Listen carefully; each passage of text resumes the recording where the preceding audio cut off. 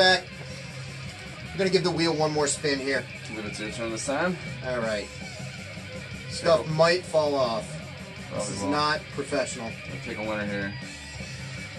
And we got nothing. Just give one it. more time. Samuel. Yeah, look. Oh. Samuel. Yep, Samuel. Oh, man. Well, I'm really glad I landed on that. Blood Ritual it is. Classic second LP by early Swiss black metal band. Let me find that tape. Got some spooky chanting. Spooky chanting Tatum. I'm excited that you're hearing this for the first time, because this is some certifiably fucking ill shit. Didn't you recommend Samuel to me because I was really into Verathon? Yeah. Yeah. Christ and who else? Not Moonblood. No, I'm thinking of someone else. Even here. Oh no. Who else? It's like not Necrophagia. Yep. Yeah, like the really cool Greek style, like really melodic. I know, like melodic black metal isn't a term that exists to some people. That's cool, but yeah, it's way more like riffy and stuff. Yeah, it's like melodic death metal style riffing, like by like aggressive black metal bands. That's what I really like about Greek black metal. Pretty mixed bag here for artwork. Century Media, totally still works. Send them something. Tricky Designs. Yeah, it's kind of weirdly inconsistent. Like this looks like maybe like a Fates Warning cover. Yeah. Right here, my first experience with the camera, clearly. Hey mom, dad, you in there? But it's then we have a really weird. It's like cool. Fate looks like Fates Warning in '84. Now Fates Warning in '96. Like, I think it's when everybody started getting a PC. When graphic design. Yeah, pretty much. Ooh.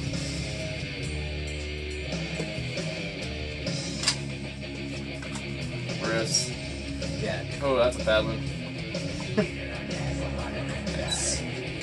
Yeah, this is like when if I heard this when it came out, which I didn't hear it until years and years later. These type of riffs, I would have been like, yeah, this is like almost like doom metal, man. Yeah, you know, like the pacing is. Yeah, that's like what I like about all that like style of black metal too is that the pacing is just slow and crushing. And it's just doomy and atmosphere.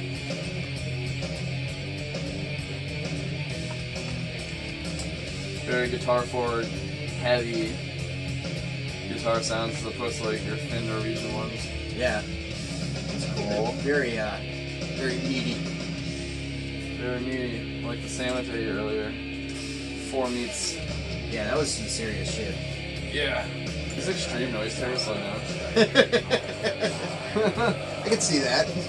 It's not, obviously, but... Yeah, this is brutal. It's really man. Really good doomy atmosphere for mid-place black metal, and that's some of the most evil sounding shit, I think, ever.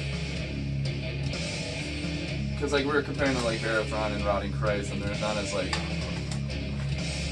melodic and like a, sort of like emotional and like they end up being really gothy. Yeah. Rotting Christ is some like Trouble vibes sort of thing. Yeah, I could see that for sure. It's funny to think how many bands that were really heavy were listening to Trouble. I think a lot of people were into Saint Vitus, but I feel like Saint Vitus almost didn't catch on until later. There was a ton of bands. Black Flag as well. Yeah, there were a ton of bands taking inspiration from Trouble pretty early on.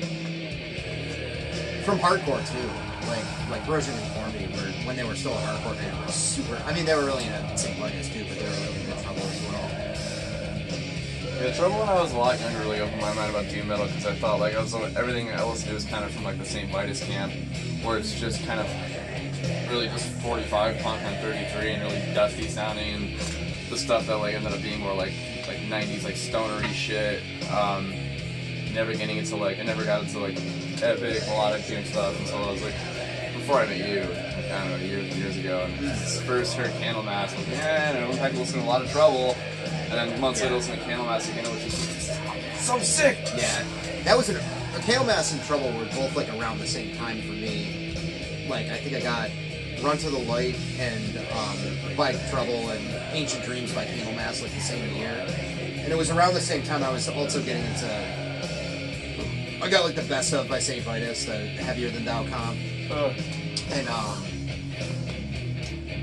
but at the same time I was getting into like My Dying Bride and Paradise Lost, and also like Crowbar.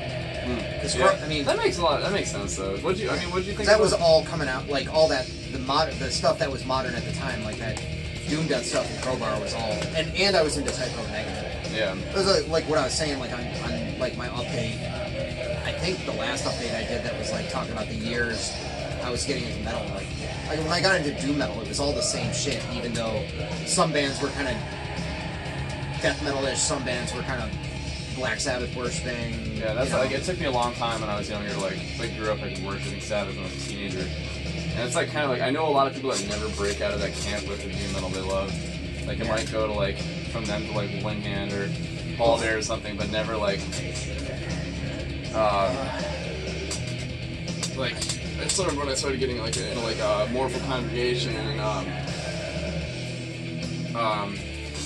what can I think? Oh, Skepticism. Yeah. Stormcrow Fleet and like actual Funeral Doom.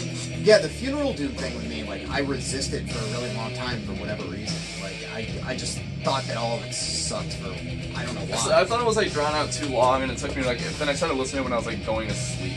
Yeah, that's what I've been doing. Past, cool. like, and in the fall, listening to Funeral Doom in the fall is the shit.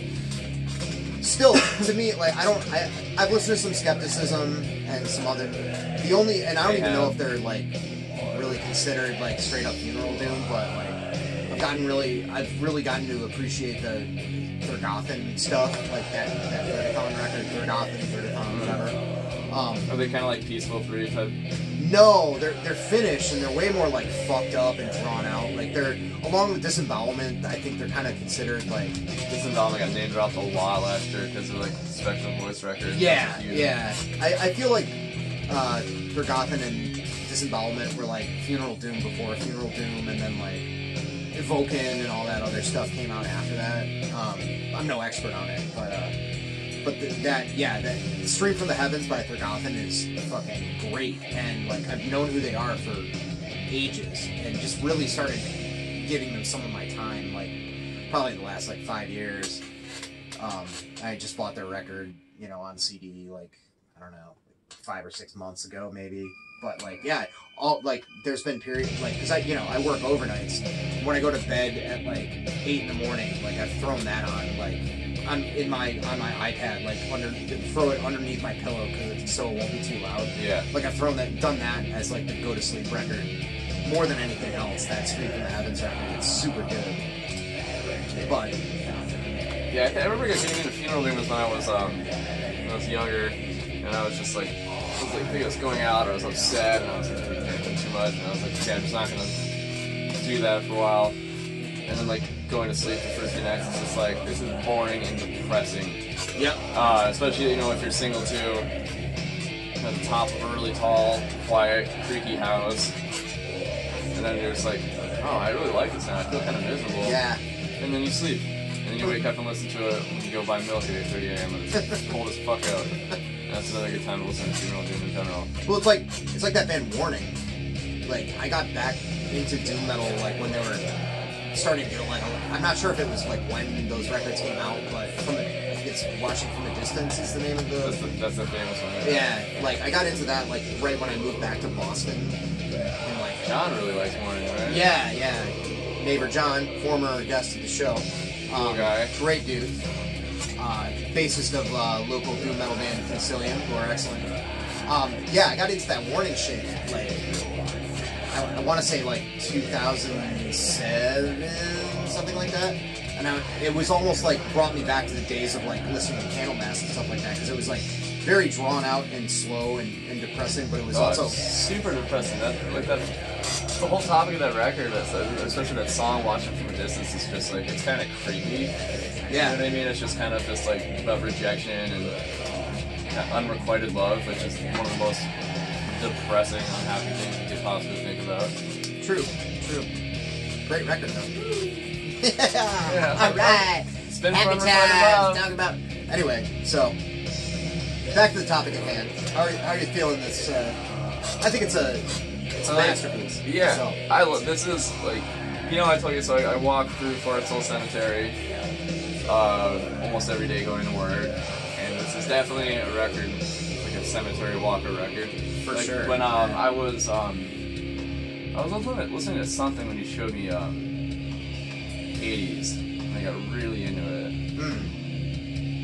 I might have been listening to, what was that band that sounded a lot like Viking era Battery from this past year that you showed me? Oh, Sons of Chrome? Yeah. Yes. It was like, reminded me a little bit of Sons of Chrome.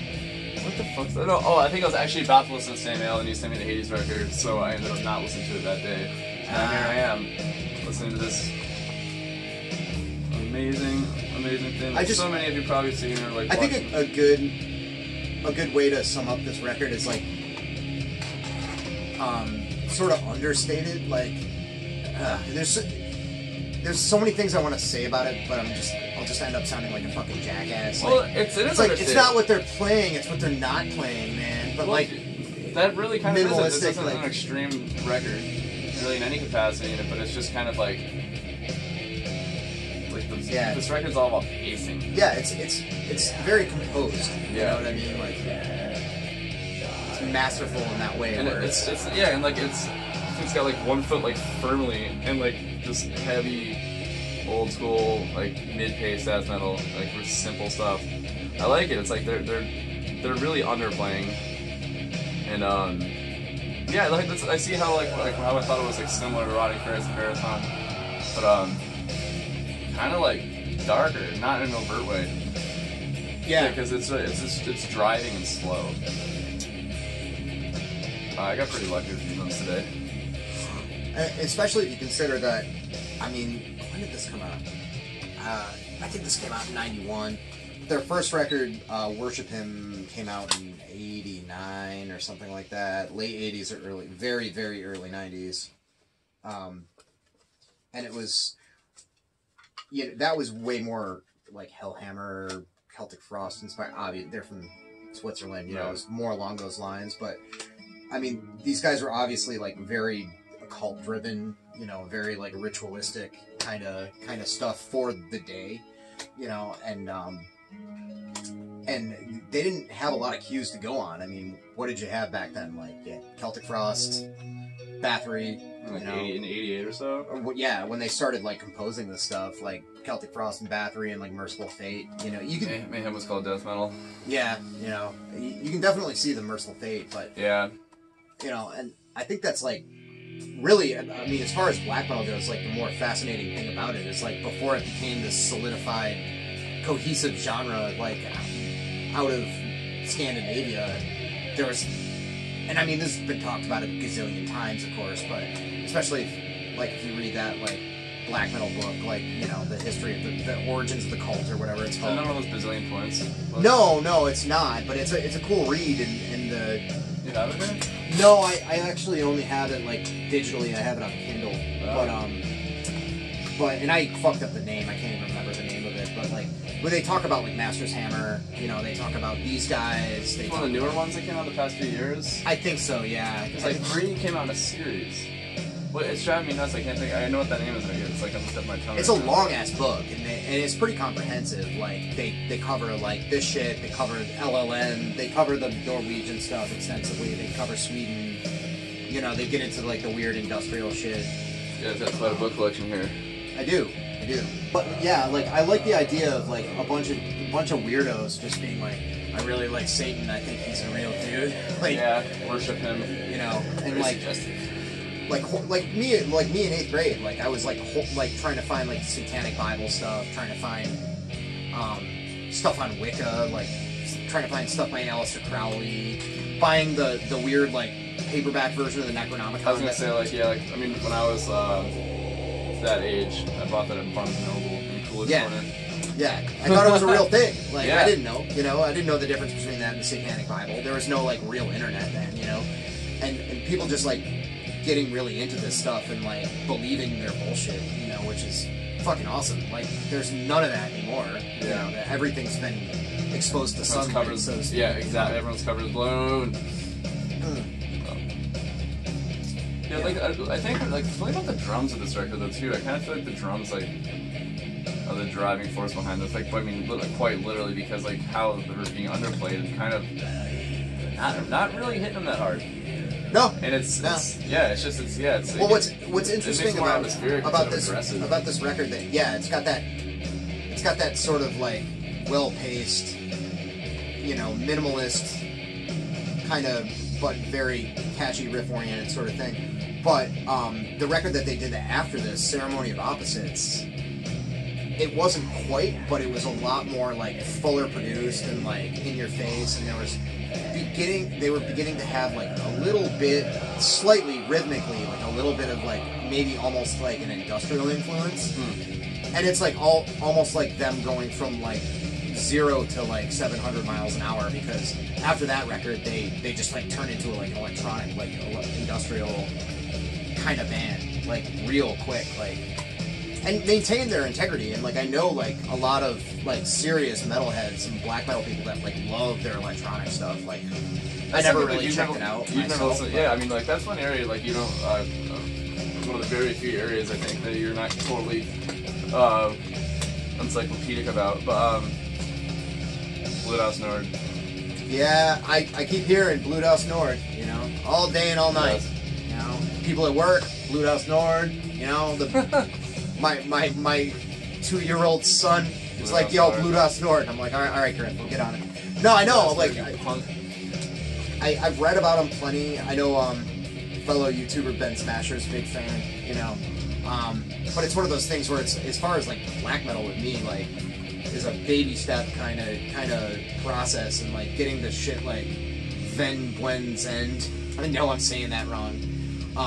Then and like Blue House Nord and these like Arcturus and like all these kind of like more experimental avant-garde like black metal bands. It's like I'm still like just really absorbing, you know, in the Nightside Eclipse and shit. I was just gonna say like this wonderful record right here. Well, that's the funny thing is like I bought that when it came out, but I never listened to their earlier records. Really? Yeah, like I love this record. I loved it too. I like it too. I don't own it anymore, but I bought it like within the same year it came out, and loved the shit out of it. But and then I went through a period where I was like, I'm fucking black metal, you know, I don't fuck.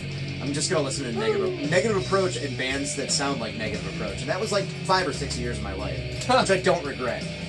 But you know, what are you gonna do? I swear to God, this thing is the heaviest part of the board. Yeah. So we've battled a bunch. We'll see what we do with all this. This is our first time spinning possibly the prototype of Saw of Dibble. The Saw Blade. Saw Blade of Civil Discourse. Civil Discourse. Saw Blade of Civil Disobedience. Okay, cool. So next week we're just going to be like reviewing Social D, Civil D, and everything else that ends in D. And we're going to get better tape too. Believe that. Alright, later.